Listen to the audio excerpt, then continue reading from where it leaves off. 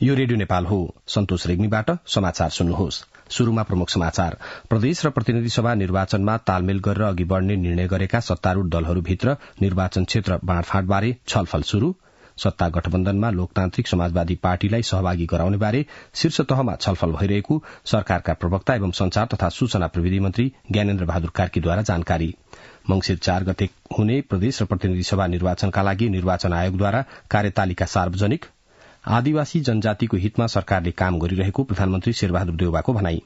तराई मधेसमा वर्षेनी हुने बाढ़ी डुबान र कटानको समस्या समाधान गर्न सरकारले भारतसँग वार्ता गर्नुपर्ने एमाले अध्यक्ष केपी शर्मा ओलीको माग र अमेरिकी सरकारद्वारा युक्रेनका लागि $1 अर्ब बराबरको थप सैन्य सहायता घोषणा।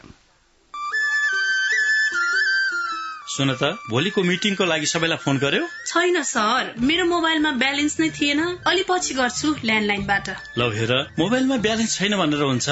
तिमीलाई थाहा छैन यस कार्यालयले नेपाल टेलिकमको कर्पोरेट युजर ग्रुप अर्थात सीयूजी सेवा लिएको छ। तिम्रो नम्बरलाई पनि सीयूजीमा सहभागी गराउन। अनि सर, मेरो त प्रिपेड नम्बर हो नि। अहिले नेपाल टेलिकमले प्रिपेड र पोस्टपेड दुवै फोनमा सीयूजी सेवा लागू गरिसकेको छ। सीयूजीमा आबद्ध भएपछि हाम्रो कर्मचारीहरू बीच निशुल्क र नेपाल टेलिकमको नेटवर्कमा सस्तो दरमा फोन तथा एसएमएस गर्न र डाटा चलाउन पाइन्छ नि। तिमीलाई थप जानकारी चाहिएमा नेपाल टेलिकमको वेबसाइट www.ntc.net.np मा हेर न। नेपाल टेलिकम, राष्ट्रको संचार।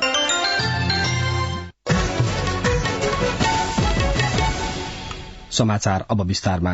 सत्तारूढ़ गठबन्धनमा रहेका दलहरूले चुनावी तालमेलको खाका बनाउन गठन गरेको कार्यदलको हिजो बसेको पहिलो बैठकमा प्रतिनिधि सभा र प्रदेश सभा निर्वाचनमा सीट संख्या लगायतका विषयमा आफ्नो धारणा राख्ने क्रम शुरू भएको छ। प्रधानमन्त्री निवास बालुवाटारमा बसेको बैठकमा कार्यदलमा संलग्न सदस्यहरूले गठबन्धन गरेर अघि बढ़ने विषयमा दलगत धारणा राख्नु भएको र त्यसलाई निरन्तरता दिँदै आगामी बैठकमा थप छलफल गरी निष्कर्षमा पुगिने बैठकपछि कार्यदलका सदस्य एवं संचार तथा सूचना प्रविधि मन्त्री ज्ञानेन्द्र बहादुर कार्कीले जानकारी दिनुभयो। सबै साथीहरूले आफ्नो दृष्टिकोणहरू राख्नु भएको छ। धारणा अब यो गठबन्धनलाई कसरी प्रभावकारी बनाएर लिएर जाने, गठबन्धन चुनाव पछि पनि कसरी लिएर जाने, यही सम्बन्धमा छलफल भएको छ र बैठक सकारात्मक रूपले आजलाई स्थगन भएको छ र 26 गते 4 बजे फेरि बैठक बसेर थप विषयहरूमा हामी छलफललाई अगाडि बढाउँछौं र आजको बैठकमा यसलाई व्यवस्थित बनाउनका निमित्त हामीले एउटा संयोजक तय गरेका छौं। आजको बैठकले नेपाली कांग्रेसका पूर्व महामन्त्री कृष्णप्रसाद सिटौलालाई बैठकको संयोजन गर्ने जिम्मेवारी दिएका छौं। कार्यदलको बैठकले कार्यदलको संयोजकमा नेपाली कांग्रेसका नेता कृष्णप्रसाद सिटौलालाई चयन गरेको उहाँले बताउनुभयो। सरकार र गठबन्धनमा लोकतान्त्रिक समाजवादी पार्टी पनि सहभागी हुने बारेमा संचारकर्मीहरूको जिज्ञासामा सरकारका प्रवक्ता समेत रहनुभएका मन्त्री कार्कीले लोकतान्त्रिक समाजवादी पार्टी गठबन्धनमा सहभागी हुने बारेमा शीर्ष तहमा छलफल भइरहेको बताउनुभयो। गठबन्धनको कार्यदलको अर्को बैठक पर्सि बिहिबार साँझ 4 बजे बस्ने पनि संचार मन्त्री कार्कीले बताउनुभयो। निर्वाचन आयोगले आगामी मंगिर 4 गते हुने प्रतिनिधि सभा र प्रदेश सभा सदस्य निर्वाचनका लागि कार्यतालिका सार्वजनिक गरेको छ। तालिका अनुसार असोज 23 गते पहिलो हुने निर्वाचित हुने निर्वाचन प्रणाली प्रत्यक्षतर्फको प्रतिनिधि सभा र प्रदेश सभा सदस्यको उम्मेदवारी दर्ता हुनेछ। प्रमुख निर्वाचन आयुक्त दिनेश कुमार थपलियाले आगामी प्रतिनिधि सभा र प्रदेश सभा सदस्य निर्वाचन व्यवस्थापनका लागि आयोगले निर्वाचन कार्यतालिका स्वीकृत गरेको जानकारी दिनुभयो। कार्यतालिका अनुसार मंगिर 4 गतेदेखि समानुपातिक र प्रत्यक्षतर्फको मतगणना पनि शुरू हुनेछ। यस अवधिका लागि आयोगले 76 वटा कार्यक्रम तय गरेको जनाएको छ। आयोगले तालिकामा केही संशोधन हुन सक्ने पनि जानकारी दिएको छ। आयोगका अनुसार प्रत्यक्षतर्फका उम्मेद्वारको अन्तिम नामावली असोज 26 गते प्रकाशन गरिनेछ।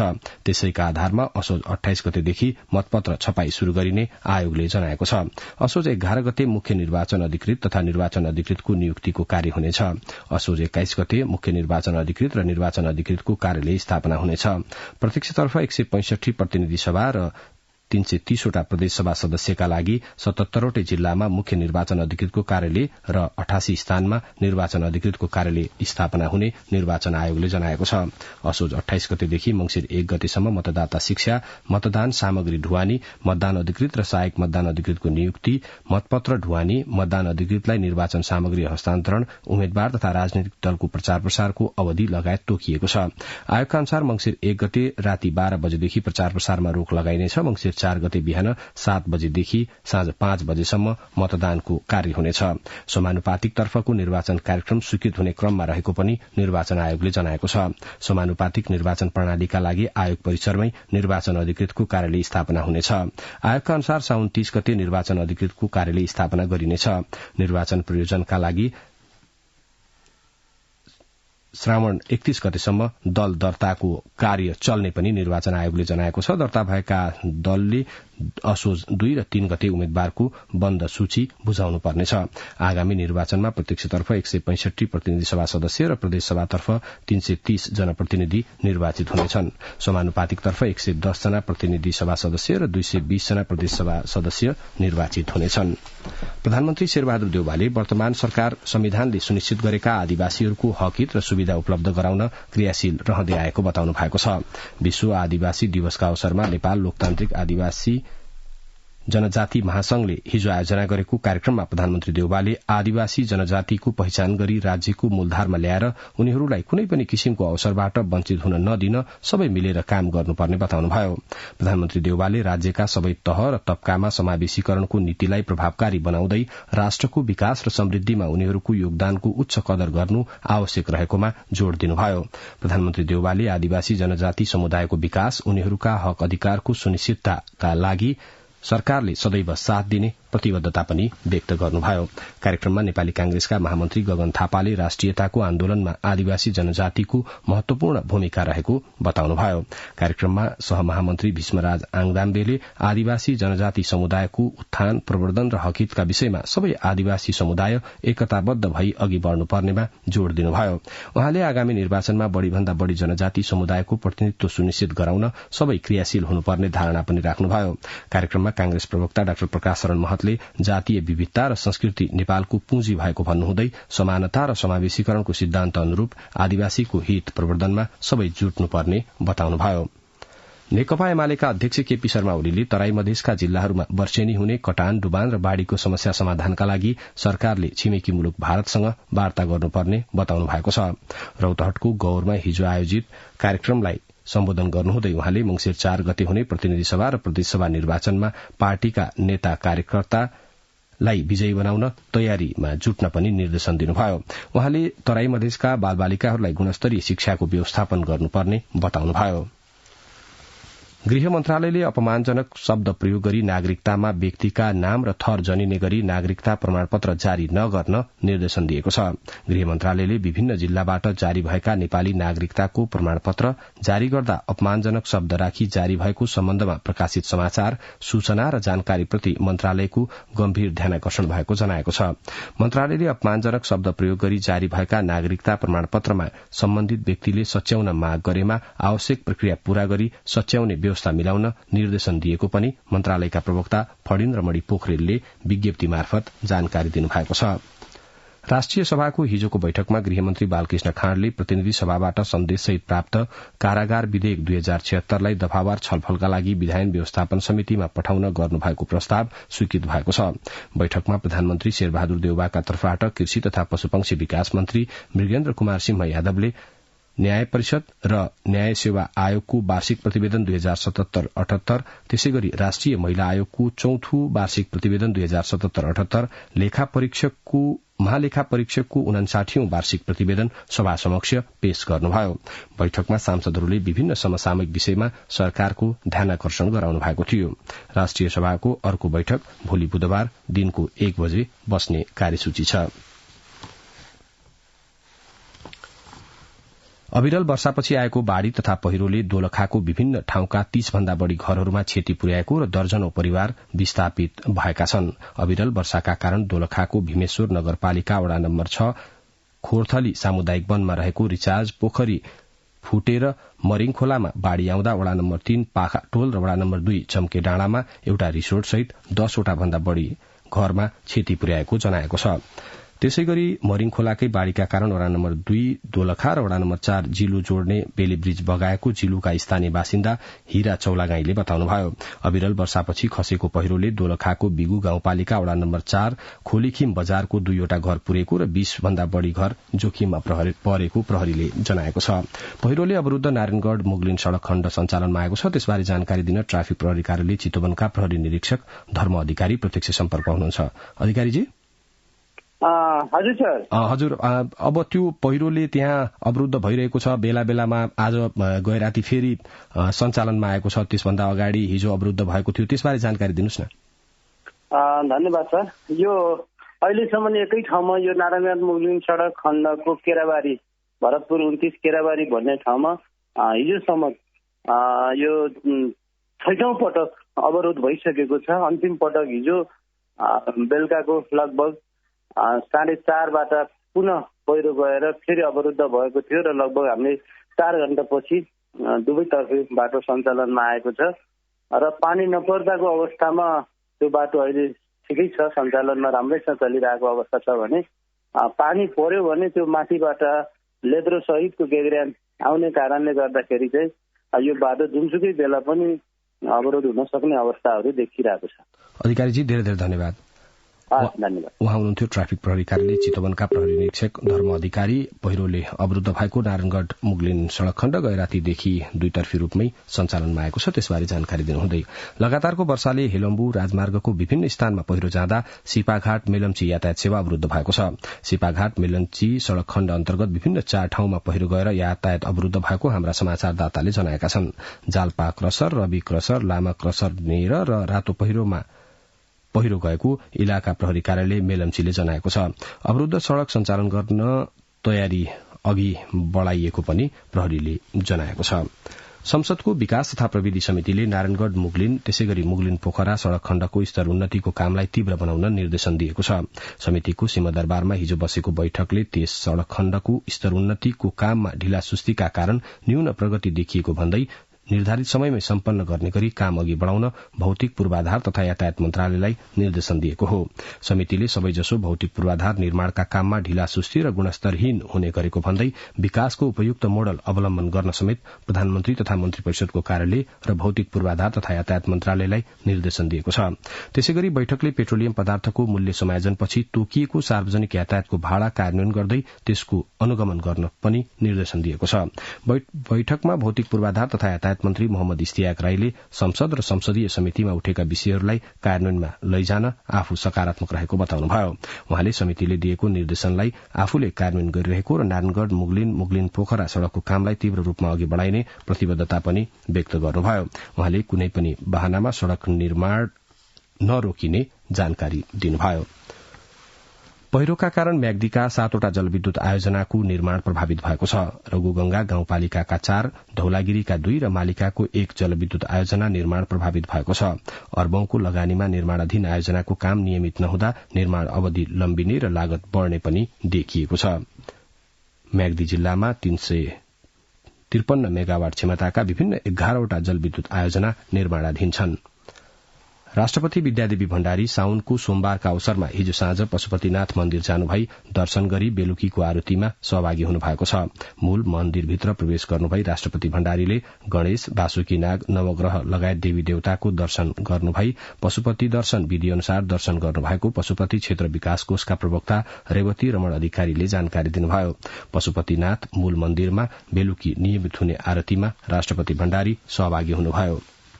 शिक्षा, विज्ञान तथा प्रविधि मन्त्री देवेन्द्र पौडेलले चिकित्सा शिक्षामा देखा परेको समस्या समाधान गर्न मन्त्रालय लागि परेको बताउनु भएको छ।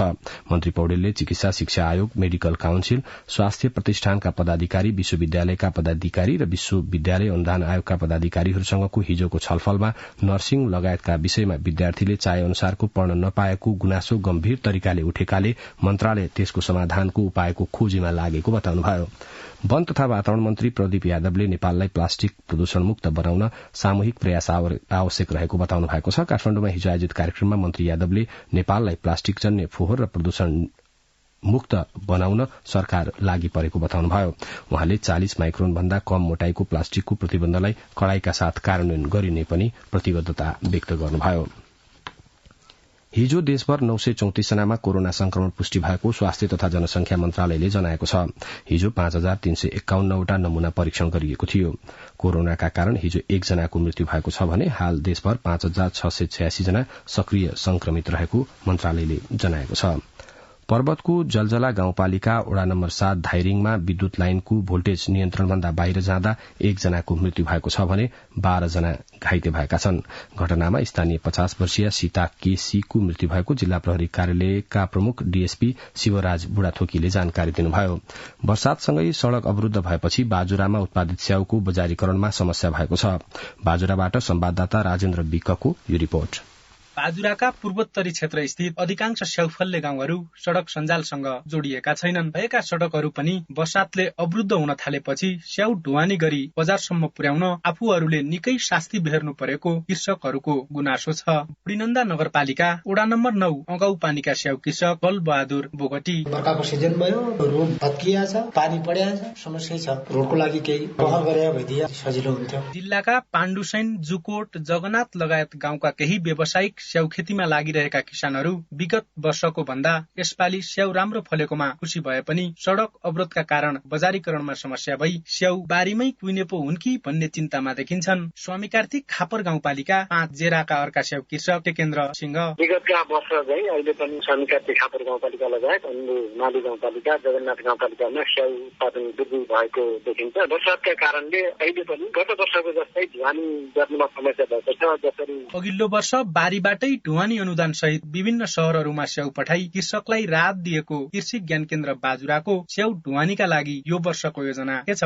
ज्ञान केन्द्र बाजुराका कृषि अधिकृत मिन प्रसाद जैसी। ढुवानीमा अनुदान उपलब्ध गराउने कार्यक्रम राखेका छौं। सम्बन्धित किसानले नै ढुवानी अनुदान पाउने गरी हामी केही दिनमा सूचना निकालेर कार्यक्रम अगाडि बढाउँदैछौं। सड़क अवरुद्धका कारणले गर्दा दुईटैतिरको बाटो अवरुद्ध छ। यो सड़कहरू केही हदसम्म सुचारू हुने बित्तिकै हामी भदौको 15 गतेबाट लगभग स्याउलाई चाहिँ बजारीकरण गर्ने अभियानमा लागिरहेका छौं। ज्ञान केन्द्र बाजुराको तथ्याङ्क अनुसार जिल्लामा 170 हेक्टर क्षेत्रफलमा 1020 मेट्रिक टन स्याउ उत्पादन हुने गरेको छ।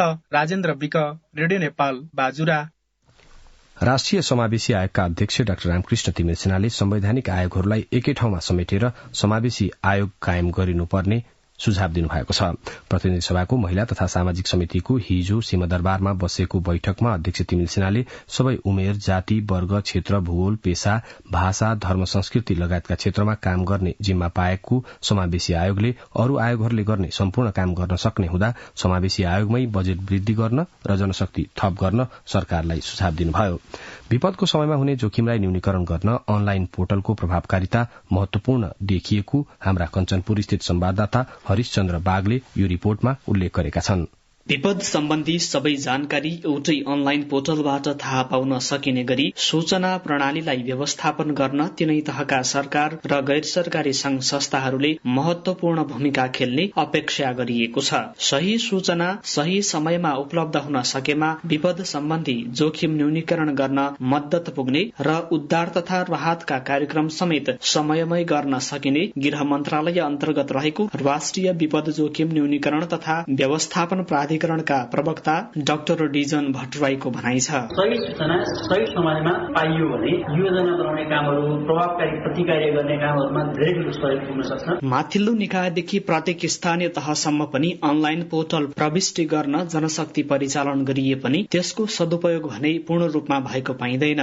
विपद सम्बन्धी विवरण अनलाइन पोर्टलमा समयमै अध्यावधिक गर्ने सन्दर्भमा गैर सरकारी संस्था मर्सीकोरको आर्थिक सहयोग तथा निड्स नेपालको आयोजनामा सुदूरपश्चिम प्रदेश स्तरीय क्षमता अभिवृद्धि तालिम समेत प्रदान गरिएको छ। निड्स नेपालका अध्यक्ष अन्जु जोशी भट्ट। सरकार पनि साझेदारी भएर विपदलाई कसरी न्यूनीकरण गर्ने भन्ने बारेमा ध्यान दिनु र मिलेर काम गर्न आवश्यक भएको हुनाले हामीले स्थानीय सरकारका कर्मचारीहरूलाई अहिले विपद सम्बन्धी ट्रेनिङ दिएका हौं। तालिमबाट अनलाइन विपद पोर्टलमा प्रविष्टि गर्ने सन्दर्भमा जानकारी प्राप्त भएको र त्यसबाट विपदको जोखिम न्यूनीकरण गर्न सकिने तालिममा सहभागी कर्मचारीहरूको भनाइ छ। दोधारा चाँदनी नगरपालिकाका विपद फोकल पर्सन रघुनाथ भट्ट। राष्ट्रिय स्तरकै पोर्टलमा हामी जोडिने भयौं, त्यहाँबाट हुने विवरणहरू दिन सक्ने भयौं र त्यसमा हाम्रो डाटा राख्न सक्ने पनि भयौं। वातावरण अवस्था के छ, अरू कुराहरू के छन् भन्ने कुराहरू पनि बुझ्न सकिने र त्यो फर्मुलेट गर्न सक्ने भयौं। विपद व्यवस्थापनका लागि प्रविधिको उच्चतम प्रयोग गर्न सकेमा विपद सम्बन्धी पूर्व सतर्कता, तयारी र आवश्यक व्यवस्थापन गर्न सहज हुने देखिन्छ।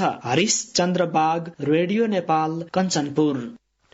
कञ्चनपुरबाट प्राप्त रिपोर्टपछि अब अन्तर्राष्ट्रिय समाचार। अमेरिकाले युक्रेनलाई क्षेप्यास्त्र, गोलीगट्ठा तथा अत्याधुनिक हात हतियार खरिद गर्न थप $1 अर्ब बराबरको सैन्य सहायता घोषणा गरेको छ। अमेरिकी रक्षा मन्त्रालयले युक्रेनलाई एकमुष्ट घोषणा गरेको यो हालसम्मकै ठूलो सैन्य सहायता भएको अन्तर्राष्ट्रिय संचार माध्यम बीबीसीले उल्लेख गरेको छ। यसअघि यस्ता सहायता नेटो र युरोपेली संघको माध्यमबाट जाने गरेकोमा पछिल्लो सहायता अमेरिकाको रक्षा मन्त्रालयबाट प्रत्यक्ष रूपमा युक्रेनी सरकारलाई जानेछ। यो सैन्य सहायतामा आर्थिक सहायता पनि समेटिएको बताइएको छ। आर्थिक सहायताको केही निश्चित रकम युक्रेनका अस्पताल, विद्यालय, अत्यावश्यकीय सामग्री खरिद, पेन्सन लगायतमा खर्च गरिने अमेरिकी रक्षा मन्त्रालयलाई उद्धृत गर्दै बीबीसीले उल्लेख गरेको छ। अब आर्थिक समाचार। लगानी बोर्डको बैठकले 750 मेगावाटको पश्चिम सेती र 450 मेगावाटको सेती नदी 6 संयुक्त जलविद्युत परियोजनाको विकासलाई अध्ययन गर्न विकासकर्ता भारतीय कम्पनी एनएचपीसीआरसँग गरिने समझदारीको मस्यौदालाई स्वीकृत गरेको छ।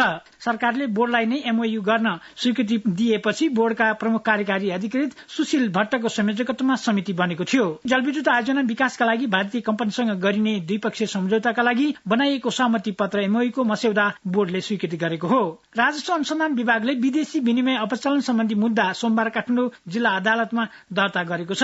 नुवाकोटका नवराज ढुङ्गाना, फणिन्द्र प्रसाद ढुङ्गाना, प्रज्वल ढुङ्गाना र सुभाष जङ पाण्डेलाई अभियुक्त बनाई मुद्दा दायर गरिएको हो। विभागका अनुसार काठमाडौँमा विभिन्न पेशा गरी बस्ने फणिन्द्र प्रसाद, नवराज र सुभाष जङसँगको मिलेमतोमा हाल जापानमा रहेका प्रज्वल ढुङ्गाना समेतले विदेशी मुद्राको अवैध कारोबार गरी अपराध गरेको अनुसन्धानबाट खुलेको जनाएको छ।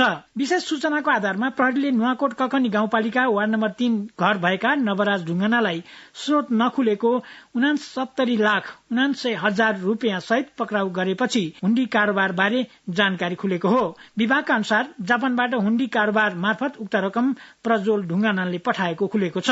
आर्थिक वर्ष 2078-79 मा बैतडी जिल्लाबाट 3,56,555 किलो जडीबुटी र खोटो निकासी भएको छ। खोटो र जडीबुटी निकासीबाट जिल्लामा करिब 13 लाख राजस्व संकलन भएको छ। गत आर्थिक वर्षमा सल्लोको खोटो, वन पैदावार लगायत जडीबुटी निकासीबाट 10,21,000 र चमेलिया जलविद्युत आयोजनाले वन क्षेत्र प्रयोग गरे बापत 2,11,000 गरी कुल 12,71,000 राजस्व संकलन भएको डिभिजन वन कार्यालयका प्रमुख भीम प्रसाद कौडेलले बताउनुभयो। जिल्लामा 372 सामुदायिक वनबाट सल्लोको खोटो संकलन र जडीबुटीहरू समेत निकासी हुने गरेको छ। सुनसरीको बराह क्षेत्र नगरपालिकाका किसानले माछा पालन गरेर मनग्गे आमदानी गर्न सफल भएका छन्। नगरपालिका 10 निवासी, भीष्म अधिकारी लगायतका किसानहरूले माछा पालनबाट राम्रो आमदानी गर्न सक्नु भएको हो। अधिकारीले अहिले 15 बिघामा 29 वटा माछा पोखरी बनाउनु भएको छ। उहाँले गएको वर्ष 40 लाखको माछा बिक्री गर्नु भएको थियो। कृषि ज्ञान केन्द्र सुनसरीका प्रमुख नीलकमल सिंहले आफ्नो गौरव, क्षमता र लगानी गरी राज्यको उत्पादनमा सहयोग गर्ने किसानलाई मूल्याङ्कन एवं सहयोग गर्नुपर्ने बताउनुभयो। प्रदेशमा हालसम्म 10,775 पोखरी अन्तर्गत 1,962.36 हेक्टर जलाशय क्षेत्रबाट कुल 9,820 मेट्रिक टन माछा उत्पादन भएको छ। आर्थिक समाचारका साथमा भुवन आचार्य। अब खेल समाचार। नेपाली राष्ट्रिय क्रिकेट टीमको मुख्य प्रशिक्षकमा भारतीय पूर्व क्रिकेटर मनोज प्रभाकर नियुक्त भएका छन्। नेपाल क्रिकेट संघ क्यानले प्रभाकरलाई मुख्य प्रशिक्षकमा हिजो नियुक्त गरिएको जनाएको छ। भारतका पूर्व अलराउण्डर प्रभाकर रणजी ट्रफी विजेता प्रशिक्षक समेत हुन्। प्रभाकरले भारतका लागि 39 टेस्ट र 130 एक दिवसीय अन्तर्राष्ट्रिय खेल खेलेका छन्। उनले अफगानिस्तानको बलिङ प्रशिक्षकका रूपमा समेत काम गरिसकेका छन्। त्यस्तै दिल्ली, राजस्थान र उत्तर प्रदेश क्रिकेट एसोसिएशनलाई रणजी ट्रफी जिताउन पनि प्रशिक्षकका रूपमा उनले भूमिका निर्वाह गरेका थिए। यसअघिका मुख्य प्रशिक्षक बुबुदु दशानायकेले राजीनामा दिएपछि नेपाली टोली मुख्य प्रशिक्षक विहीन भएको थियो। थप खेल समाचार। नेपाली राष्ट्रिय क्रिकेट टोलीका कप्तान तथा युवा लेग स्पिनर सन्दीप लामिछाने युएको फ्रेन्चाइज क्रिकेट युए इन्टरनेशनल टी20 लीगको मार्की खेलाड़ीको सूचीमा परेका छन्। इमिरेट्स क्रिकेट बोर्डले पहिलो संस्करणका लागि सन्दीपलाई मार्की खेलाड़ीको सूचीमा राखेको हो। इमिरेट्स क्रिकेट बोर्डले सोमबार सन्दीप सहित 21 खेलाड़ीलाई मार्कीको रूपमा राखिएको जनाएको छ। प्रतियोगिता आगामी जनवरी 6 देखि फेब्रुअरी 12 सम्म आयोजना हुनेछ। प्रतियोगितामा 6 टोलीले प्रतिस्पर्धा गर्नेछन्। प्रतियोगितामा कुल 34 खेल हुनेछ। प्रतियोगितामा सहभागी टोलीले 18 खेलाड़ी टीममा राख्न पाउनेछन्, जसमा 12 विदेशी खेलाड़ी राख्न पाइनेछ। त्यस्तै हरेक टोलीले 3 जना युए का खेलाड़ी, 2 एसोसिएट राष्ट्रका र 1 युए U23 टीमका खेलाड़ीलाई अनिवार्य गरिएको छ। फिलिङ 11 मा भने कम्तीमा 1 जना युए र एसोसिएट राष्ट्रका खेलाड़ी हुनुपर्नेछ। आगामी 2 मैत्रीपूर्ण खेलका लागि मुख्य प्रशिक्षक अब्दुलहाल अल मुतारीले 26 खेलाड़ीलाई प्रारम्भिक प्रशिक्षणमा बोलाउन माग गरेका छन्। आगामी 2 अभ्यास खेलका लागि अब्दुलहालले यसअघि एशियन कप छनौट खेलेका 23 खेलाड़ीमा 3 खेलाड़ी थप गर्दै 26 खेलाड़ी नाम अखिल नेपाल फुटबल संघ एन्फा सचिवालयले बुझाएका छन्, जसमा यसअघि अलमुतारीले टीम बाहिर राखेका स्ट्राइकर अञ्जन विष्ट र मिडफिल्डर तेज तामाङ छन्। त्यस्तै अलमुतारीले पठाएको नाममा त्रिभुवन आर्मी फुटबल क्लबका दिनेश हेमजनले पुनरागमन गरेका छन्। दिनेश गत ए डिभिजन लीगको उदयमान खेलाड़ी समेत हुन्। नेपाल आगामी महिना बंगलादेशसँग घरेलु मैदानमा 2 मैत्रीपूर्ण खेल खेल्ने तयारीमा छ। अजय बम। अब मौसम। आज देशभर आंशिकदेखि सामान्य बदलिरही केही स्थानमा मेघगर्जन सहित वर्षा हुने जल तथा मौसम विज्ञान विभागले जनाएको छ। गत 24 घण्टामा काठमाडौँ उपत्यकामा मापन गरिएको अधिकतम तापक्रम 31.5 डिग्री सेल्सियस, न्यूनतम तापक्रम 20.5 डिग्री सेल्सियस, वर्षा 7.9 मिलिमिटर, अहिले बिहानको सापेक्षिक आर्द्रता 98%। आज दिउँसो काठमाडौँ उपत्यकाको अधिकतम तापक्रम 30 देखि 32 डिग्री सेल्सियसका बीच रहने अनुमान गरिएको छ। काठमाडौँ उपत्यकामा सूर्योदय अघि बिहान 5:31 भयो भने सूर्यास्त भरे साँझ 6:48 हुनेछ। अन्त्यमा प्रमुख समाचार पुनः एकपटक। प्रदेश र प्रतिनिधि सभा निर्वाचनमा तालमेल गरेर अघि बढ़ने निर्णय गरेका सत्तारूढ़ दलहरूभित्र निर्वाचन क्षेत्र बाँडफाँडबारे छलफल शुरू। सत्ता गठबन्धनमा लोकतान्त्रिक समाजवादी पार्टीलाई सहभागी गराउने बारे शीर्ष तहमा छलफल भइरहेको सरकारका प्रवक्ता एवं संचार तथा सूचना प्रविधि मन्त्री ज्ञानेन्द्र बहादुर कार्कीद्वारा जानकारी। मंगिर 4 गते हुने प्रदेश र प्रतिनिधि सभा निर्वाचनका लागि निर्वाचन आयोगद्वारा निर्वाचन कार्यतालिका सार्वजनिक। आदिवासी जनजातिको हितमा सरकारले काम गरिरहेको प्रधानमन्त्री शेरबहादुर देउवाको भनाई। तराई मधेसमा वर्षेनी हुने बाढ़ी, डुबान र कटानको समस्या समाधान गर्न सरकारले भारतसँग वार्ता गर्नुपर्ने एमाले अध्यक्ष केपी शर्मा ओलीको माग र अमेरिकी सरकारद्वारा युक्रेनका लागि $1 अर्ब बराबरको थप सैन्य सहायता घोषणा। बिहान 7 बजेको समाचार सकियो। अर्को समाचार प्रसारण 8 बजे अंग्रेजीमा सुन्न सक्नुहुनेछ। हवस् त, नमस्कार।